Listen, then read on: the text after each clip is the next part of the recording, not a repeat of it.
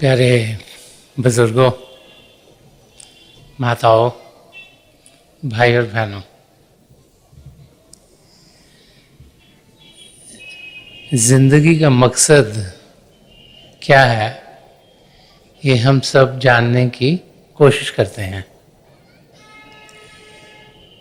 हम जब अपने आप को इस धरती पर पाते हैं तो यही कोशिश करते हैं कि कैसे हम खुश रहें, कौन सी चीज़ों में ध्यान दें ताकि ज़िंदगी आराम से गुजरे, और इस ज़िंदगी में रिश्ते नातों को निभाते हुए कैसे हमारे कदम अपनी मंजिल की ओर बढ़ सकें। इस और हम सबका ध्यान ज़िंदगी में ज़रूर पड़ता है, क्योंकि हम अपने आप को सिर्फ बाहरी रूप में देख पाते हैं। तो हम सब अपने आप को शारीरिक रूप में ही समझ बैठते हैं। इस शरीर को आराम दें, शरीर तंदुरुस्त रहे, शरीर को कोई तकलीफ ना हो, उस किस्म की ज़िंदगी इंसान जीना शुरू कर देता है। वो सोचता है कि जो सहूलियत इस शरीर को चाहिए, अगर वो उसे मिलेगी तो फिर हम सुख चैन से ज़िंदगी गुजार सकेंगे। और जैसे जैसे ज़िंदगी गुजरती है तो हम ये देखते हैं कि चाहे शरीर हमारा तंदुरुस्त हो, लेकिन तकलीफ़ें और किस्म की लगता है हमारी ज़िंदगी में आ गई।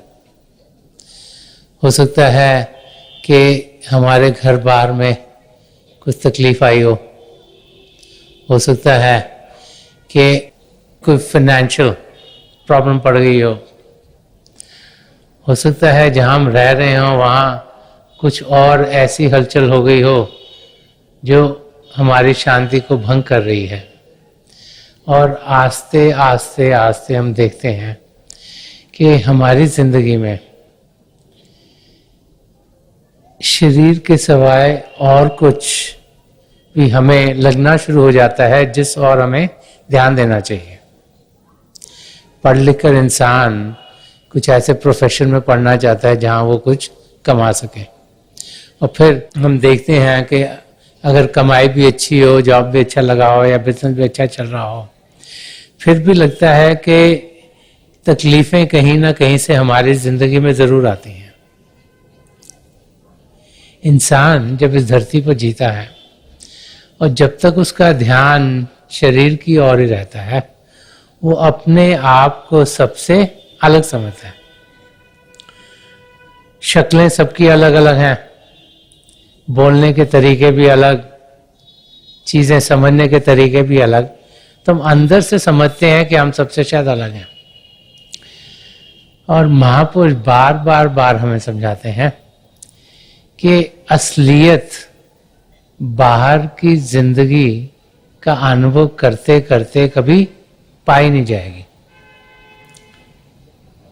जब हम किसी महापुरुष के सत्संग में जाते हैं, और आप में से कई भाई बहन जिन्हें हजूर बाबा सावन सिंह जी महाराज या परम संत कृपाल सिंह जी महाराज या दयाल प्रसन्न दर्शन सिंह जी महाराज के सत्संग में जाने का मौका मिला, तो वहाँ पर जाकर हमें समझ में आता है कि शरीर को जान देने के लिए कुछ और भी है। उसे आत्मा कहें, रूह कहें, सोल कहें, स्पिरिट कहें, कि जब तक वो आत्मा इस शरीर में है, ये शरीर जीवित है।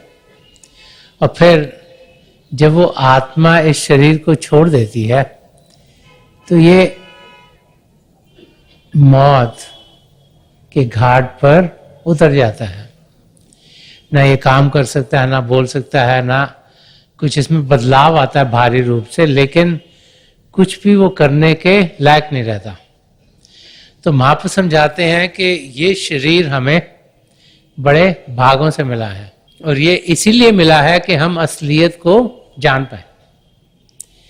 इस शरीर में, जैसे Sant Kirpal Singh ji Maharaj roof and crown of all creation कहते थे, कि जितने भी चोले बने हैं सबसे ये उत्तम है सबसे ऊंचा है, क्योंकि इसमें प्रभु ने हमें चेतनता दी है, विवेक की कैरेक्टरिस्टिक दी है। हम सच और झूठ का निर्णय कर सकते हैं, सच्चाई क्या है उस और हम कदम बढ़ा सकते हैं, और हम अपनी मंजिल की ओर बढ़ सकते हैं। हम कौन है उसकी जानकारी पा सकते हैं।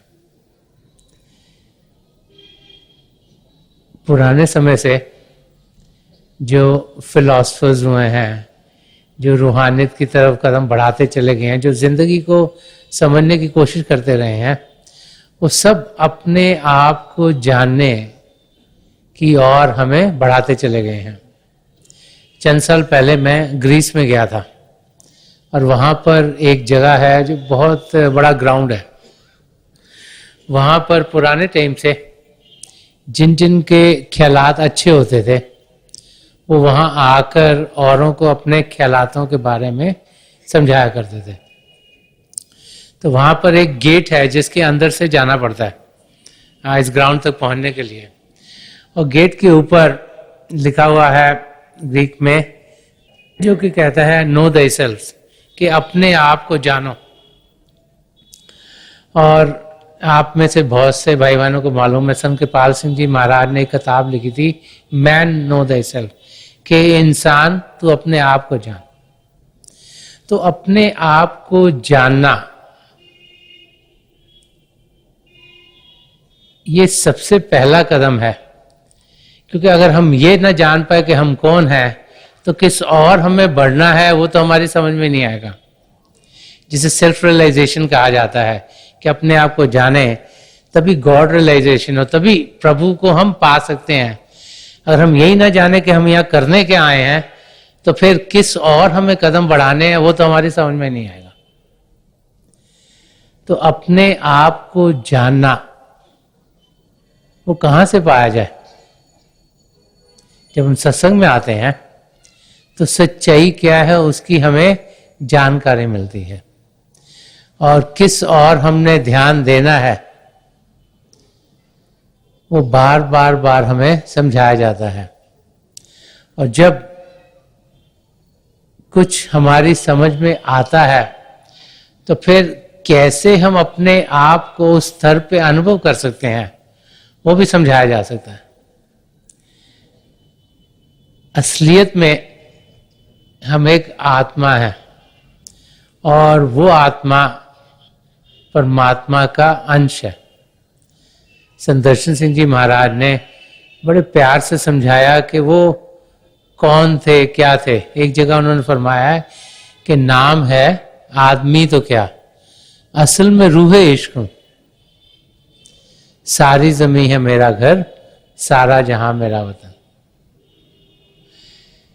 कि भारी रूप से तो हम इंसान ही कहलाते हैं, लेकिन असलियत में क्या है?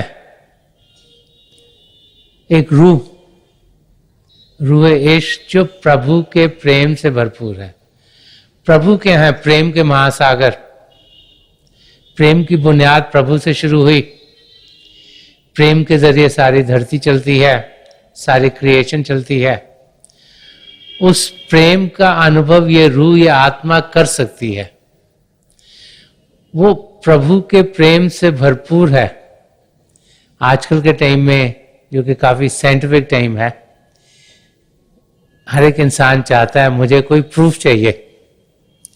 तो एक नई फील्ड जो कि पिछले कोई 25-30 सालों से शुरू हुई, जिसे कहते हैं field of near death experiences, कि वो इंसान जो मौत के करीब पहुंचे, जिन्होंने अपने आप को शरीर से अलग पाया। और जब वो शरीर से अलग हुए तो उन्होंने अनुभव किया कि चाहे वो सर्जिकल रूम में सर्जरी करवा रहे थे, या किसी एक्सीडेंट में थे, या एकदम से उन्हें लगा कि वो शरीर से अलग होकर देख पा रहे हैं कि शरीर के साथ डॉक्टर नर्सेस क्या कर रहे हैं, लेकिन उन्होंने ना कोई देख पा रहा है ना कोई सुन पा रहा है। उन्होंने उस शरीर को छोड़ दिया। और फिर बहुतों ने कहा कि वो जो ऑपरेटिंग टेबल की दीवार से गुजरी, और किन्हीं ने कहा कि हम 100-200 मील दूर गए, हमारे रिश्तेदार ये कर रहे थे, दोस्त ये कर रहे थे, और फिर सबने कहा कि हम ऐसी जगह पर पहुंचे जहां बहुत रोशनी थी, इतनी रोशनी कि इतनी हमने कभी देखी नहीं। और फिर कईयों ने कहा कि हमें हमारी जिंदगी के जो इम्पोर्टेंट एस्पेक्ट्स थे, जो खास चीजें हुई थी, वो सब दिखाई दी गई। सिर्फ दिखाई नहीं दी गई, हमें ये भी अनुभव कराया गया कि जब हमने कुछ अच्छा काम किया, किसी को खुशी पहुंचाई, तो उन्हें जितनी खुशी पहुंचाई उसका हम अनुभव कर पाए, और अगर हमने किसी के साथ कुछ गलत काम किया, उन्हें तकलीफ पहुंचाई, तो कितनी तकलीफ पहुंचाई उसका भी अनुभव हमें कराया गया। और फिर बहुतों ने कहा कि उन्हें एक बीइंग ऑफ लाइट मिले, रोशनी के फरिश्ते मिले। कईयों ने कहा कि रोशनी का फरिश्ता हमारे जो धर्म है, जिनके नाम में ये चल रहा है, वो थे। कईयों ने कहा कि रोशनी के फरिश्ते थे। लेकिन सबने यही कहा कि चाहे हमने अच्छे काम किए थे, चाहे बुरे काम किए थे, हमें उस रोशनी के फरिश्ते से प्रेम ही प्रेम मिला। इतना प्रेम कि हमने जिंदगी भर कभी ऐसा पाया ना था। और फिर सबने कहा कि हम उस जगह को छोड़ के वापस आना नहीं चाहते थे।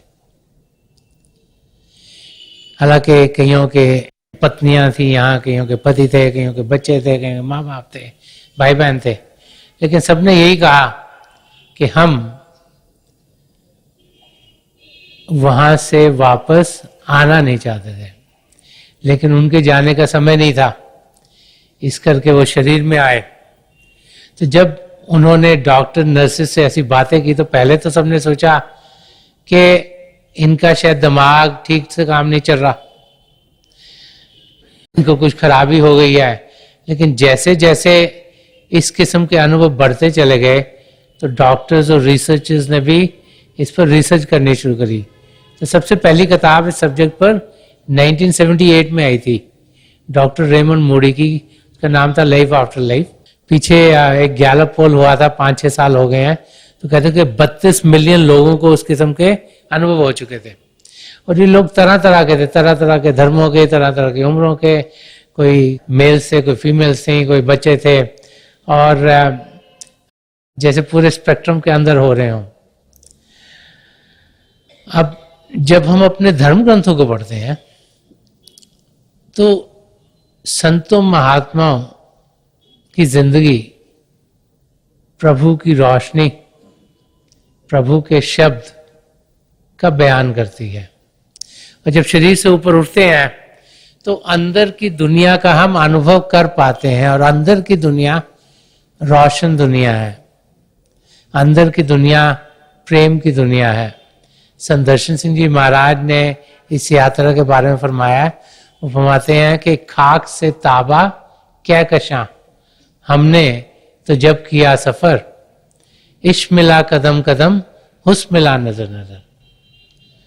तो कह रहे हैं कि जब हमने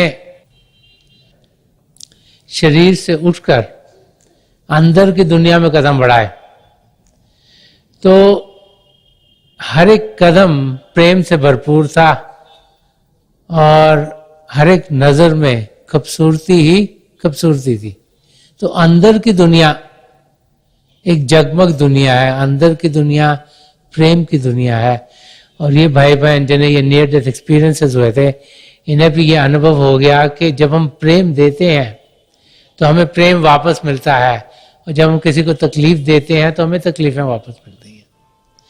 तो महापुरुष बार बार समझाते हैं कि हम प्रेम की जिंदगी जिए, ये जाने कि चाहे हम दुनिया के किसी एक हिस्से में पैदा हुए हों, चाहे हम सोचें कि हमारी फैमिली जिस धर्म में पैदा हुई है हम उसी धर्म के अनुयायी हैं, चाहे हम सोचें कि हमारे बोलबाला इस किस्म के हैं, लेकिन हम जाने कि असलियत में हम सब एक ही हैं, एक पिता एकस के हम बारक, कि एक पिता परमेश्वर है, उसी की हम सब संतान हैं।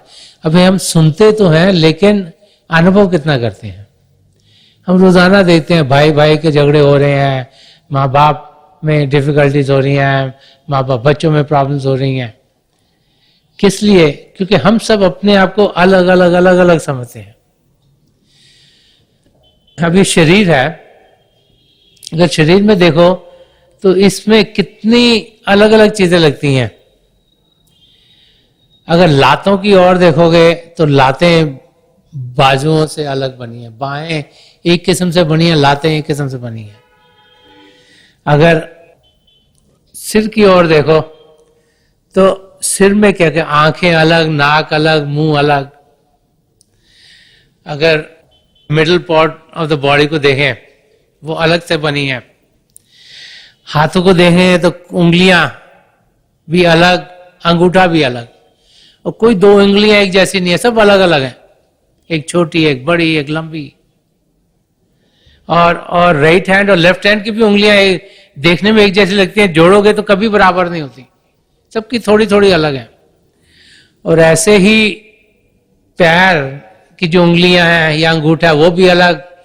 और इंटरेस्टिंग है कि जो आपके नाखून होते हैं वो भी सब अलग अलग होते हैं।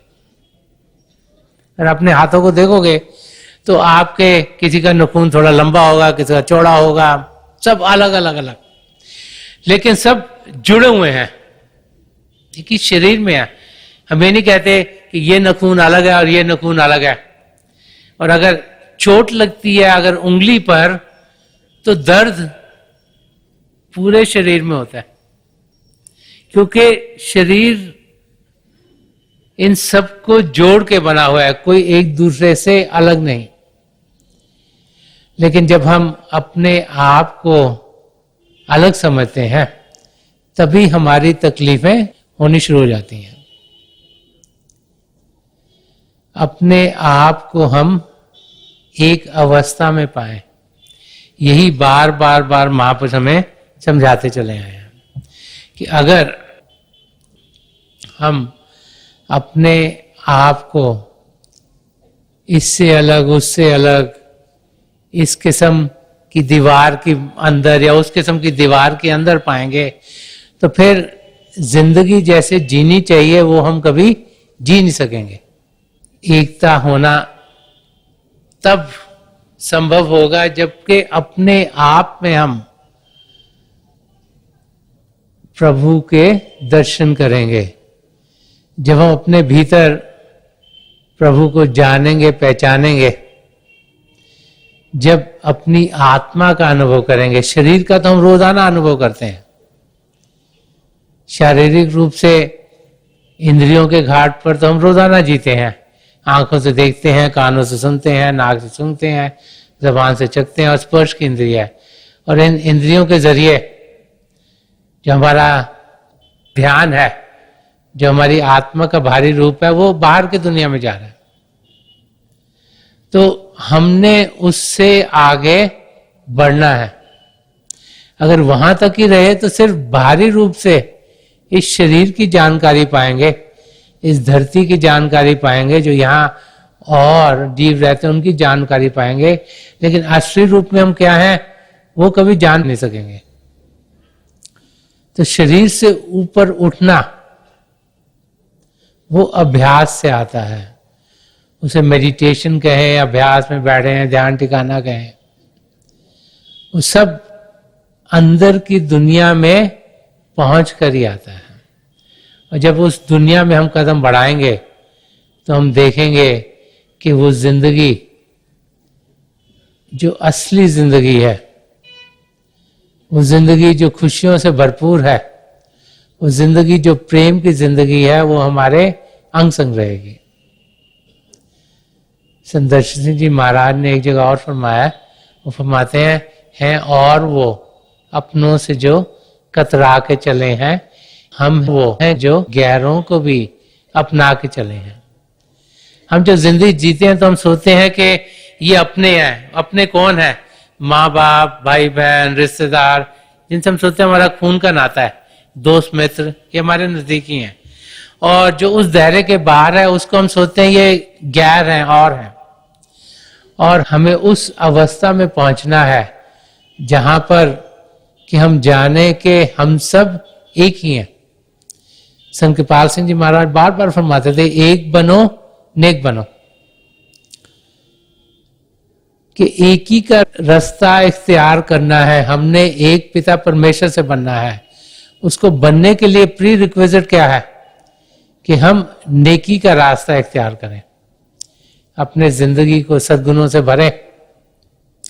अगर नेकी के रास्ते पर चलेंगे तभी हम अपनी मंजिल तक बढ़ पाएंगे। वो फरमाया करते थे कि an ethical life is a stepping stone to spirituality, के सद्गुणों से भरी जिंदगी एक पहला कदम है रूहानियत की सीढ़ी पर चढ़ने के लिए। हम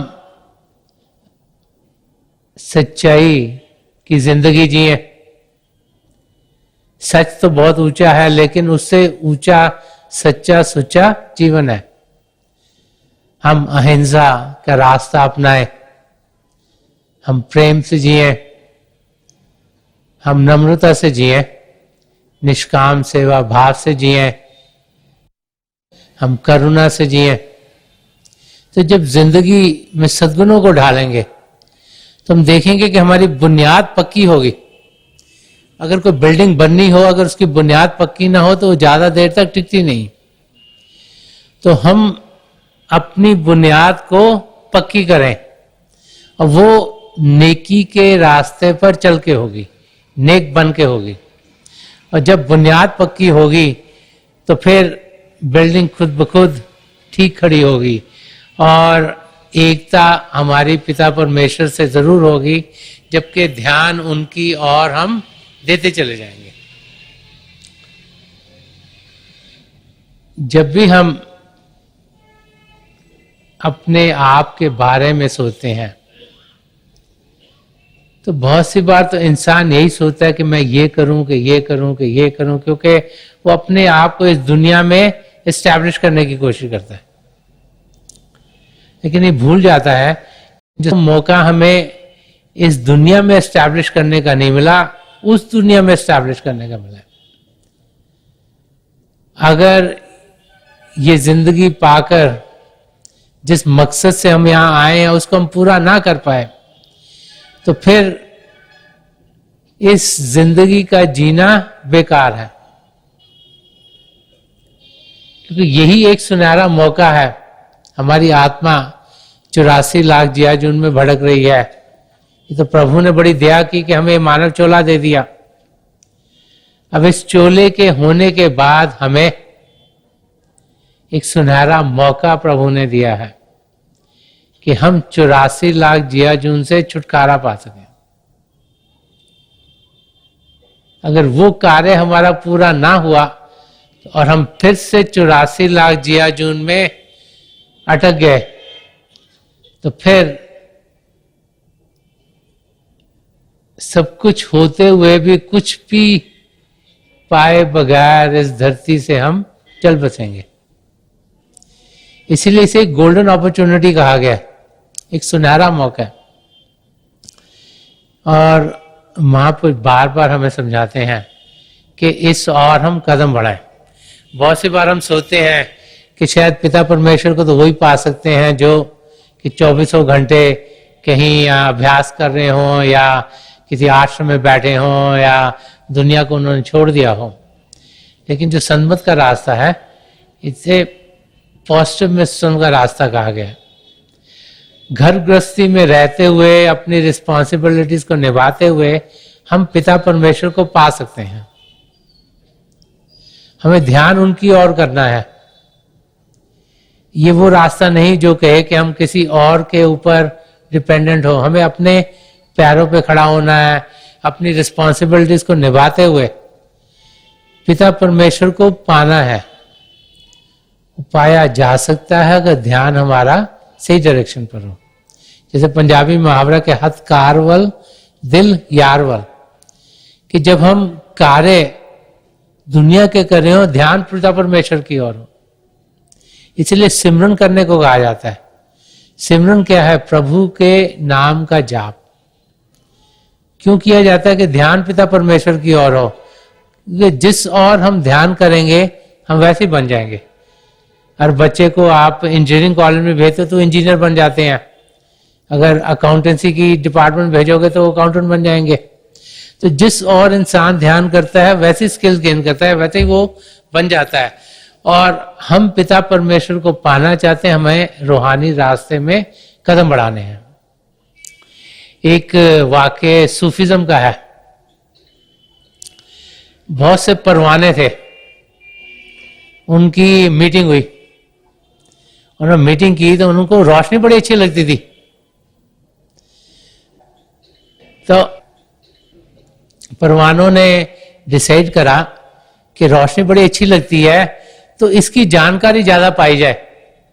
कैसे इसके पता करें कि रोशनी में क्या है? कि जो शम्मा जल रही है बहुत अच्छी लगती है, परवाने को लगा इसका पता करें, हम तो शम्मा को मिलना चाहते हैं, शम्मा के साथ जुड़ना चाहते हैं। तो जो उनका मुखिया था उन्होंने कहा एक किसी को भेजते हैं ताकि वो नजदीक से पता करके आए कि कैसी है शम्मा। तो किसी ने हाथ खड़ा किया कि भाई हाँ मैं तैयार हूं जाने के लिए। तो उन्होंने भेजा उसको, तो गया, ढूंढा ढूंढा, देखा खिड़की के पास बीच में से उसको शम्मा दिखाई दी, रोशनी जल रही थी। उन्हें खिड़की से देखी, देखता रहा, वापस आ गया। फिर ने कहा कि वो रोशनी तो बड़ी अच्छी थी, आसपास उसके तो कोई अंधेरा ही नहीं था और मुझे बहुत मजा आया देख के। तो मुखिया जो बड़ा समझदार था उन्होंने कहा हाँ तुम देख के तो आए मगर वो है कैसी? मुझे तो पता, मैं तो देख के बड़ा मजा आया, मैं वापस आ गया। तो कहा अच्छा किसी और को भेजें, वो थोड़ा और नजदीक जाए कि शम्मा की कैरेक्टरिस्टिक तो पता लगे कि रोशनी ये है कैसी जिसमें हम जाना चाहते हैं।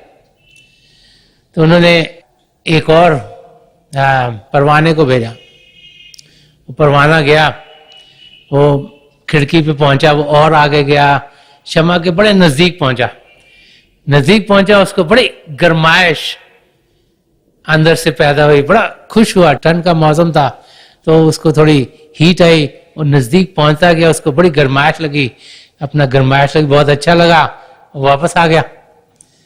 तो उससे पूछा तो क्या पता करके आया कि शम्मा में तो बड़ी गरमाइश है, तो ठंड तो वहां लगती नहीं बिल्कुल भी, तो बड़ी अच्छी जगह है। तो उन्होंने कहा और क्या पता किया? कहता और तो पता नहीं, बिल्कुल मैं पास में पहुंचा था, बड़ी गरमाइश थी, मैं वापस आ गया। तो मुखिया समझ आया था, उसने कहा भाई एक तो कह रहा है कि रोशनी बड़ी आ रही है, अंधेरा नहीं हो रहा है, कह रहे गरमाइश है, और क्या है पता कराएं। तो उन्होंने एक और को भेजा, कहा कि तू और चेक करके आ कि और शम्मा में क्या क्या है, और उसके साथ उसके पीछे एक और भेज दिया देखने के लिए करता क्या है ये, कि जो चीजें कर रहे हैं ठीक आगे बता रहे हैं कि हमें क्या कर रहे हैं। तो तीसरा परवाना गया, वो आगे आगे जा रहा, उसके पीछे पीछे उसको चेक करने के लिए एक और जा रहा है, देखने के लिए कि ये क्या क्या अनुभव हो रहा है। वो गया, खिड़की के पास पहुंचा, शम्मा पास, उसने डुबकी लगा दी अंदर। जब डुबकी लगा दी तो वो शम्मा के अंदर पहुंच गया। जब शम्मा के अंदर पहुंचा तो एकदम से उसका जो शरीर था वो लाल होना शुरू हो गया, उसकी मूछ थी वो बाहर को लाल होनी शुरू हो गई, उसके साथ जो भी उसके शरीर के हिस्से थे वो एकदम से लाल होने शुरू हो गए और उसके अंदर वो खत्म हो गया। और जो देख रहा था परवाना वो वापस आया और उसने आके बताया कि क्या हुआ, और सबने यही प्रण लिया कि हम सबको इसी अवस्था में पहुंचना है कि अगर शम्मा को जानना है तो उसे दूर से देख नहीं सकते, उसको नजदीक आके उसकी गरमाइश से ही खाली खुश नहीं हो सकते, लेकिन हमने उसके अंदर डुबकी लगानी है, तभी हम सही तरीके से किस किस्म की वो शम्मा है उसकी जानकारी पा सकेंगे। तो जो कहा जाता है मैं तुझ में हूं तू मुझ में है, वो अनुभव यही है। इसके कई एग्जाम्पल्स हिस्ट्री में आते हैं।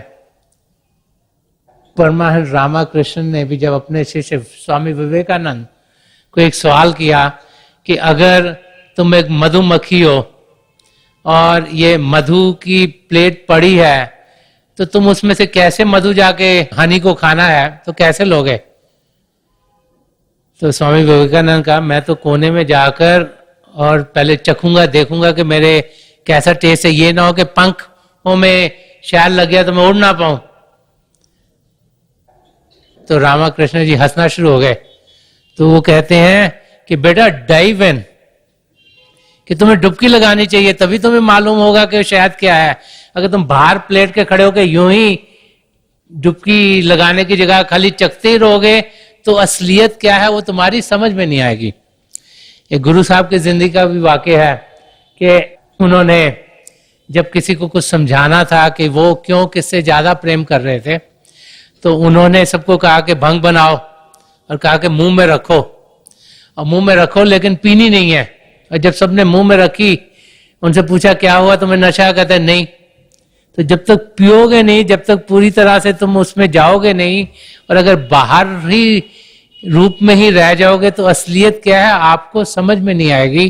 तो संत मत का रास्ता समझाता है कि बाहर की दुनिया में मत जियो, अगर यहीं जीते रहे तो असलियत क्या है वो आपको समझ में नहीं आएगी। अंदर की भी दुनिया, उसमें डुबकी लगाओ। तो मेडिटेशन करना है, ध्यान टिकाना क्या है, अंदर की दुनिया में कदम बढ़ाना है। और जब हम अंदर की दुनिया में कदम बढ़ाते हैं तो हम असलियत को पाने के लायक हो जाते हैं। गुरबानी में भी आया है कि सब कुछ घर में बाहर ना ही। गुरु अर्जन देव जी महाराज यही फरमाते हैं कि सब कुछ घर में बाहर ना ही, बाहर टोले सो बरम बुलाई। कि अगर बाहर की जिंदगी में ही रह गए तो फिर इल्यूजनरी वर्ल्ड, भ्रमों में ही हम पड़े रहेंगे। कि सब कुछ हमारे भीतर है, अंदर की दुनिया में कदम बढ़ाएं ताकि जिस मकसद से हम इस धरती पर आए हैं वो मकसद हमारा पूरा हो।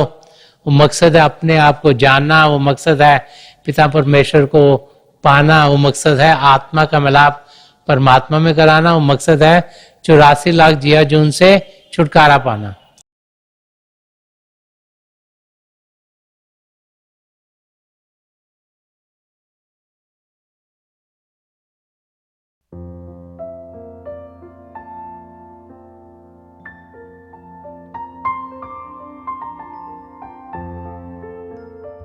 तो थोड़ी देर के लिए हम सब अभ्यास के लिए बैठ जाएं। आप जहाँ भी बैठे हैं आराम से बैठिएगा, अपनी आंखें बंद कर लीजिएगा। ये जो आई बॉल्स आँखों के डरने सीधे सामने फोकस हो, जैसे हार्ट से सामने आप फोकस हो। आंखें बंद करते ही वो भाई बहन जिन्हें नाम की देन मिली आप सिमरन कीजिएगा। और जो भाई बहन यहाँ नए हैं, आप पिता परमेश्वर के किसी भी जाति नाम का जाप कीजिएगा। जाप मन ही मन करना, ऊंचा नहीं दोहराना। मेरी प्रभु के चरण कमलों में, और जो पिछली संचि के महापुरुष हैं हजूर बाबा सावन सिंह जी महाराज, परम संत कृपाल सिंह जी महाराज और दयाल प्रसन्न दर्शन सिंह जी महाराज के चरण कमलों में यही प्रार्थना है कि जो जो हम सबके लिए बेहतर हो ये महापुरुष हमें दें, हमें सबके साथ जोड़ें और हमारे भीतर प्रभु की ज्योत के हमें दर्शन करवाएं। थोड़ी देर में मैं आपको इस बैठक से उठाऊंगा और मेरी शुभकामनाएं आप सबके साथ हैं।